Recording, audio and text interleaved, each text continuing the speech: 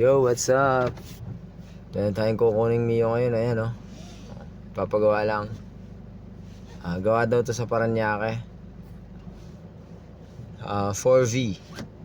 Nabili lang, nasa Canada yung may-ari. So, i-reset daw natin yan. Yan. Dito. Yan. Diba? Dali lang. Wala.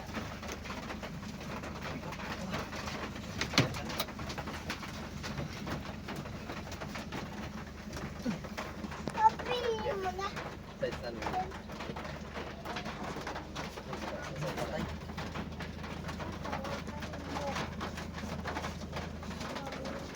Alright, naibaba na natin. Bali, ito siya. Liquid cooled. Nandito yata radiator. Ito nga. Tapos 4 valve. 232 daw sabi ni sir.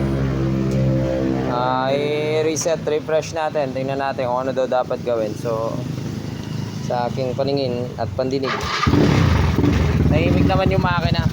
Pero parang may tumatama lang kaya. May mga nagbabibrate. Ay, sa bagay, mga stabilizer sa upuan. Tanggalin mo yung stabilizer sa upuan. For sale pala, strut bar. Saka stabilizer yan. PM cent.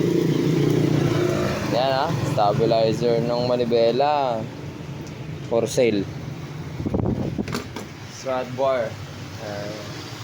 Pampabilis na tuner. Speed tuner. PM cent. PM cent. PM cent. Bagay kaya sa ano? Ay, bagay.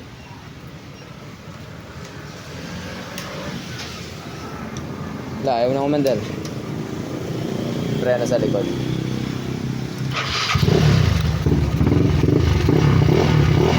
Ayun, mga naglalaro lang pala sa U-Box yung mga yan.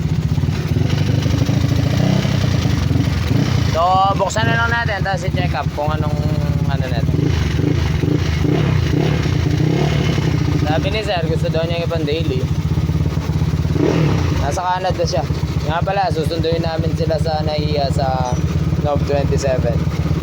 Rent niya tong van ko. Uwi silang Pinas. So, check nyo po sa YouTube. Buksan natin ito mga kapunito. Sayang, gusto ko sana mag-road test ng before and after. Kaso, rain, go away. Nandito si Bagyo. Yan. Buksan natin to. Watch nyo sa aking YouTube channel. Abangan nyo yung pagbubuo.